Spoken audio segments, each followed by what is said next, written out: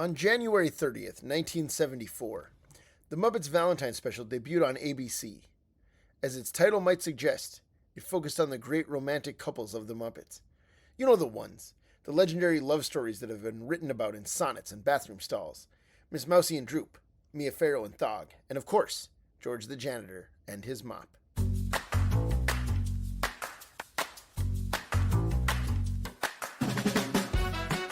Welcome to 70 Years, 70 Muppets, a Muppet fan podcast presented by ToughPigs.com. This is the podcast where we celebrate the Muppets' 70th anniversary with 70 straight weeks of spotlights on our favorite Muppet characters, from the most popular to the most obscure. I am this week's host, Anthony Strand. The Muppet of the Week is George the Janitor, performed by Frank Oz and designed by Bonnie Erickson, making his world debut on that very day, January 30th, 1974.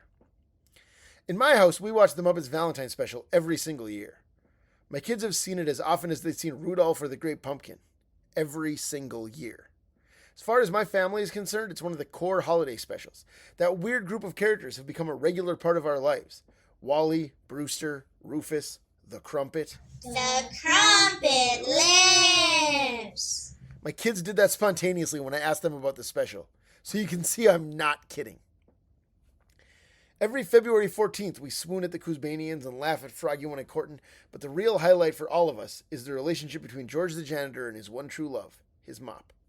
Here to join me in discussing George and his mop is a person who's seen the Muppets Valentine Special 16 times, Roz Strand. Hi, Roz. Hi.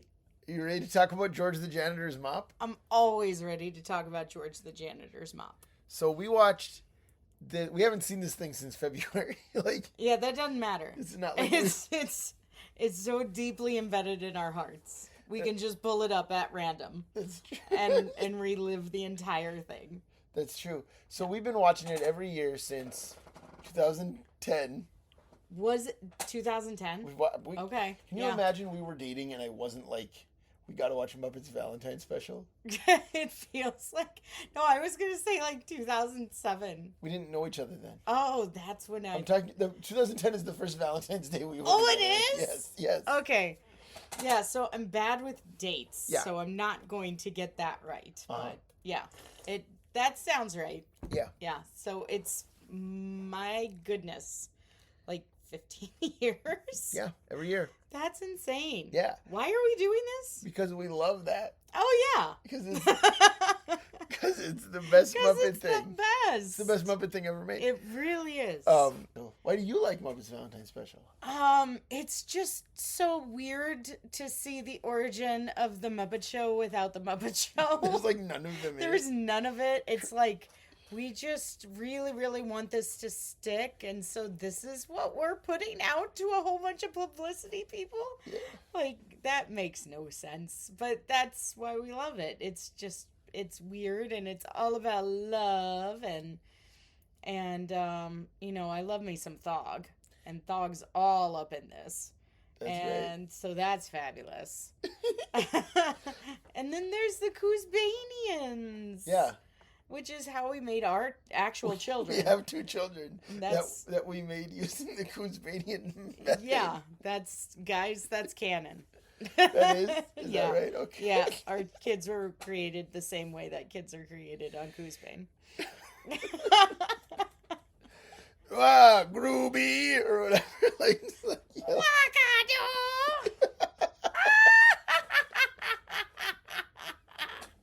Yeah, that's what happened. Anthony is right now doing a handstand, guys. I'm doing it. Roz is spinning her legs, running towards me. This is too graphic to put on. Oh, no. To put on a podcast. This is a family show. Censored. This is a family show. I know. What else though? George and Mildred. George, no. No. George. How dare you? George the Janitor. George and His mop. RAGGMOPB rag mop. Do you think those are his kids with his mop? What? Do you think the rag mops from Rag Mop are George the Janitor's kids with his mop? No, they obviously met later on in life. They don't need kids. That's true. Yeah. But to me, it's such a weird, funny thing. Okay. That there's, like as you say, it is all about love. We got Froggy One and Corton, we got all that stuff, and then it's like George the janitor's like, I don't love anything. I'm a misanthrope. Yeah. And Mia Farrow's like, you do love something, George. You love your mop. Yeah. And then he just like decides it must be romantic love and like declares that he's in love with his mop. See, I think that he knew it the entire time. He was just waiting to get attention. He wanted someone to confirm it. He just wanted somebody to pay attention to him. And so he's just like, I don't like anything. Get off my lawn. Yeah. And Mia Farrow floats in this, pseudo goddess of fertility, all pregnant in the 70s. That's true. Yeah. Wearing a giant dress. Uh-huh. Because that's what they wore then. And she's just like, you love your mop. And George is like, well, heck, yeah. Mia Farrow says it. Yes, I do love my mop. And then, of course, he starts to, name its varying attributes as if it's a Shakespearean sonnet that he wrote. So he just, it's a good mop. Is that like a Shakespearean sonnet? If George the Janitor was Shakespeare, that's what Shakespeare would sound like. That's what I'm going for here. Sure. No, I get it. Absolutely. Awesome. It's a good mop. And then he just discovers everything that he wanted is right in front of him. His mop. Mm-hmm. And it really is a satisfying ending in the special. Yes. That we learn. We see this love blossom before our eyes. It is nice that it's just like, it doesn't have to be that kind of romantic love. Sure. You can love your mop, and that's still love. And that's kind of beautiful. Yeah. Yeah. I agree. Mm-hmm. Thanks for joining me, Roz. Aw, you're welcome. You're my mop. I love you. I love you too.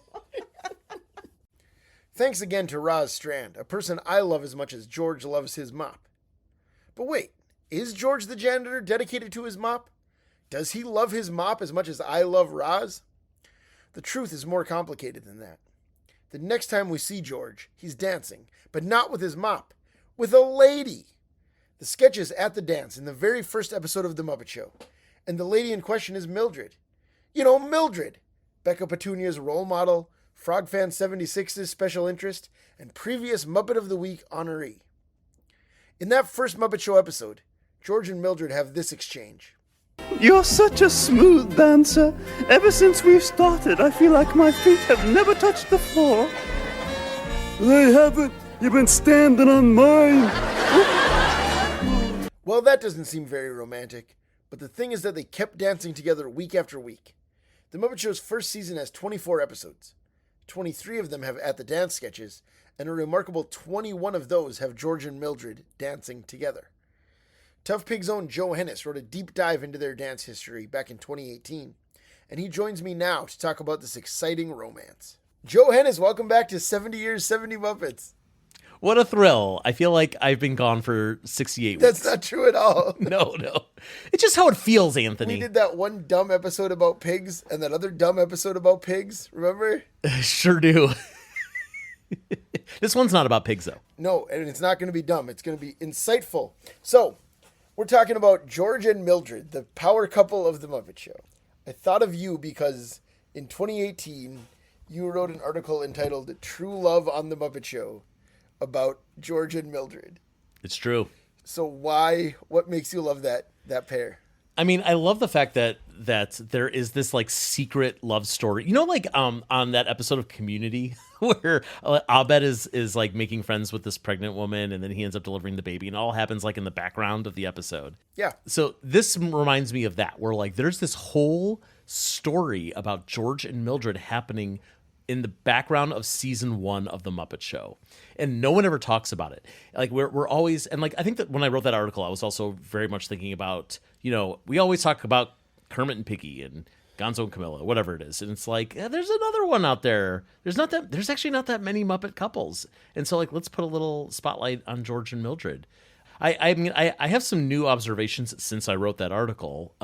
The big one basically being, thinking about how few Muppet couples there are, romantic couples.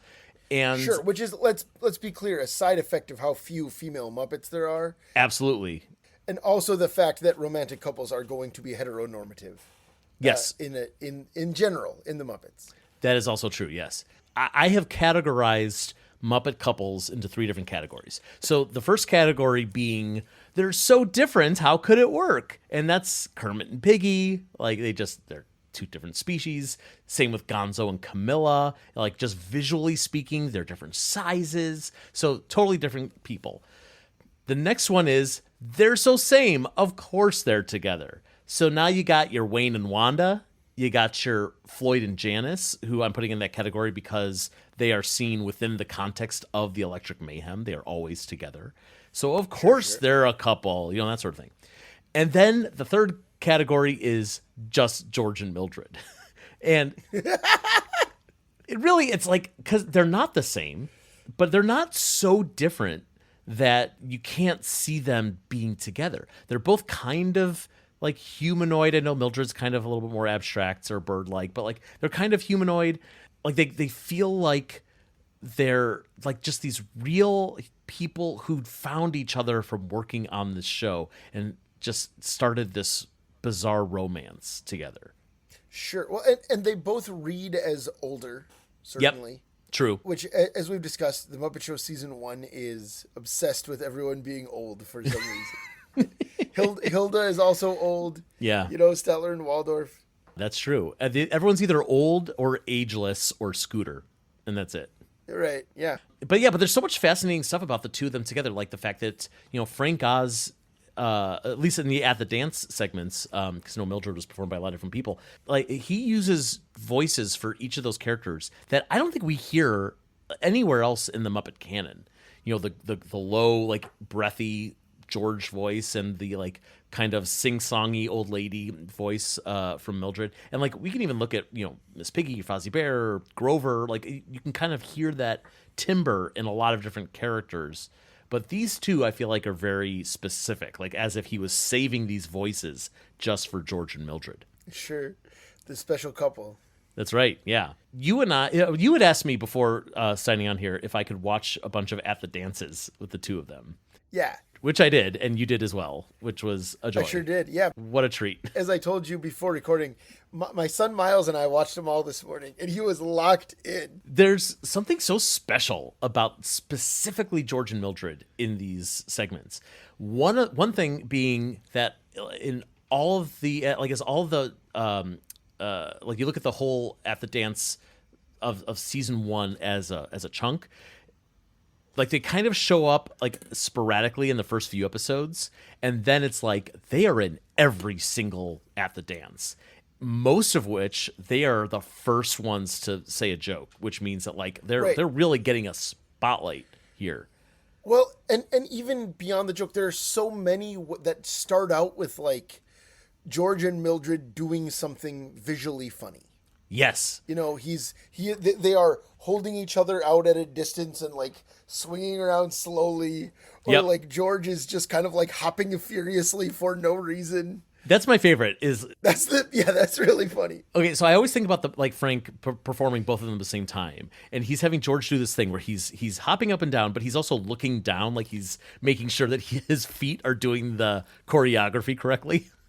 And Mildred is like not moving at all. She's just like very straight and looking straight ahead. And it's like obvious that like Frank is making his right hands do this crazy thing, and his left hand is like, I can't focus on two things at once. I'm just going to hold it straight up. And it works perfectly. Because it feels like she's just waiting for him to stop. Yeah, right. My favorite is where he's hitting the bottom of her head. Like the top of his head is like hitting underneath her jaw. Like That's bouncing her beak. Yeah. Yes. So I made, in watching all these At the Dances, I actually noticed something that I never noticed before. And I'm curious if anyone out there has noticed this before. When I said at the top of this interview that there's a story that's happening in the background, like that's not just hyperbole. There is actually a story. If you watch all the George and Mildred segments in order in At the Dance. So if you kind of remove some of the like the one-off jokes, like the Kipling joke, like I've never kippled, that sort of thing. So what you're left with is all of these jokes that are following the course of their relationship. For example, The first one, Juliet Prowse episode, they're dancing and Mildred is like as if they just met, and she is so attracted to this man, and she's saying, "My feet haven't touched the floor," and he says, "They haven't. You've been standing on mine." Ha ha ha. Okay. Okay, so cutting through, I'm not gonna go through all the specifics, but you've got You got to do all 21. Okay, here we go. No, I'm just kidding.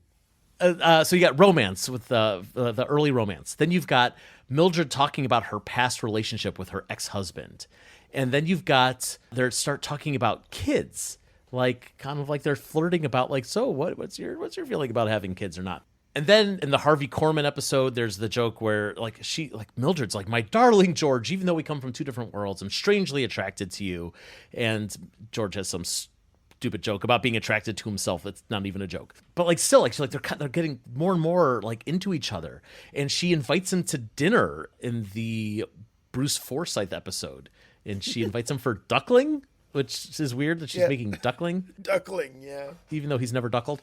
And then, and again, this is all in order. And then he has his joke about popping the question. He's ready to propose, even though he's just popping a balloon with a question mark on it. A balloon with a question mark on it. Speaking of which, and one, I think your theory is great.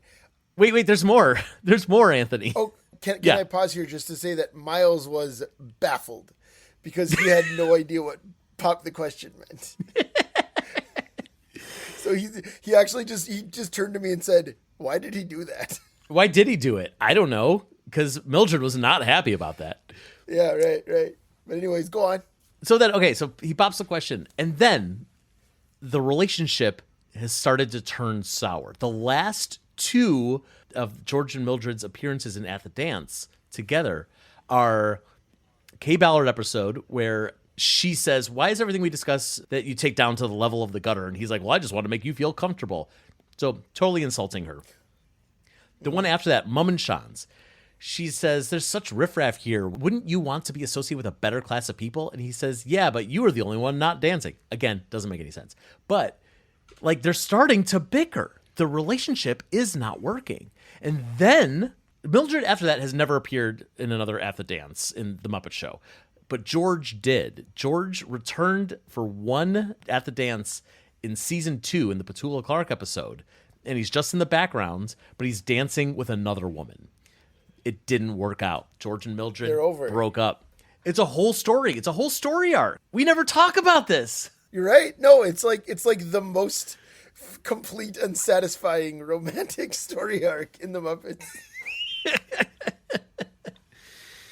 Wow. So anyway, I there's a lot to unpack here. Mm-hmm. So I still ship them. I still love the idea of George and Mildred together. I hope those crazy kids make it work. We need to get more At the Dances to see what happens next in their saga. They did At the Dance in Muppets Haunted Mansion, and neither of them were anywhere to be seen.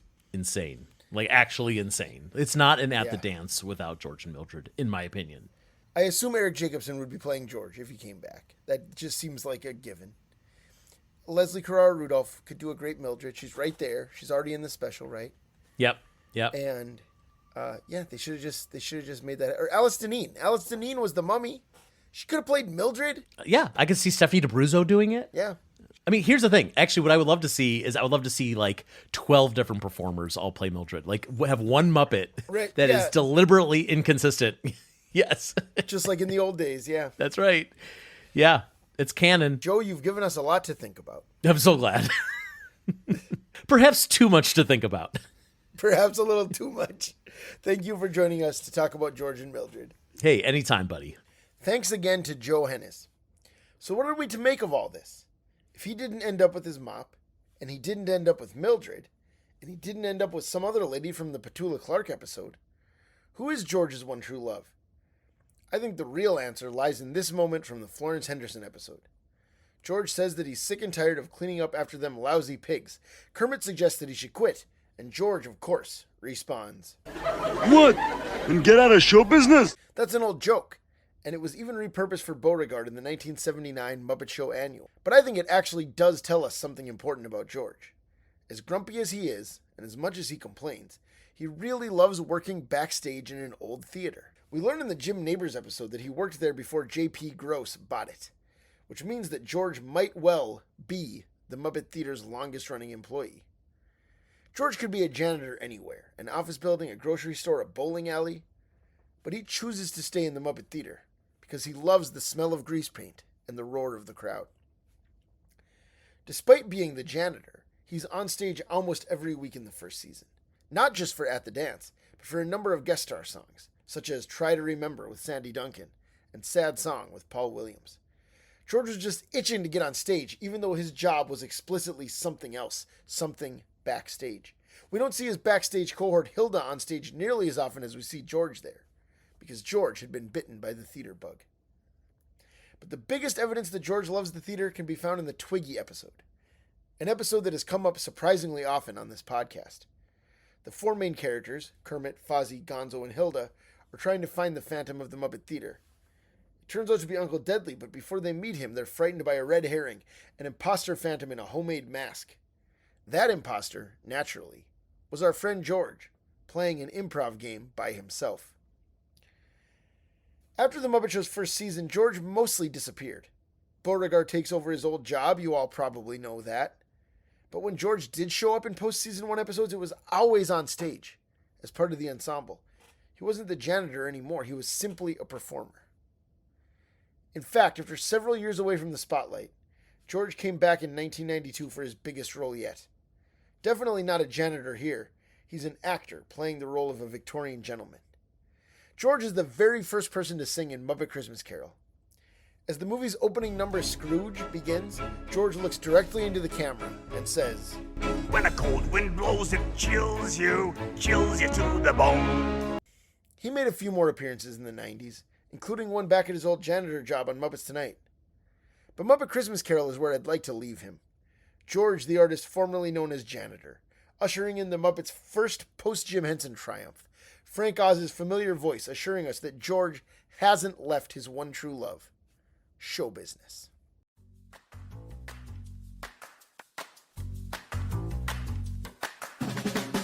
"70 Years, 70 Muppets" is a Muppet fan podcast presented by toughpigs.com, hosted by a whole myriad of people and edited by them as well.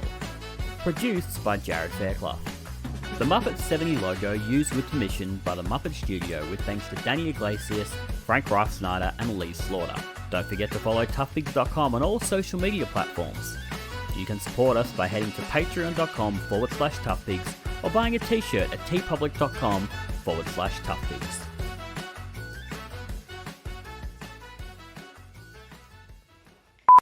Every time I'm with him, I think I'm a lucky girl.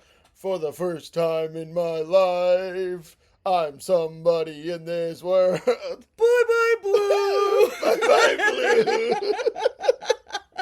We can't lose. We can't lose. My George the Janitor is better than my Mia Farrow. Sweeter than a flower goes. We've got love. Thank you for joining us to talk about George and Mildred. Hey, anytime, buddy. Have a good day. Have a good day, sir. Have a good day, Mildred.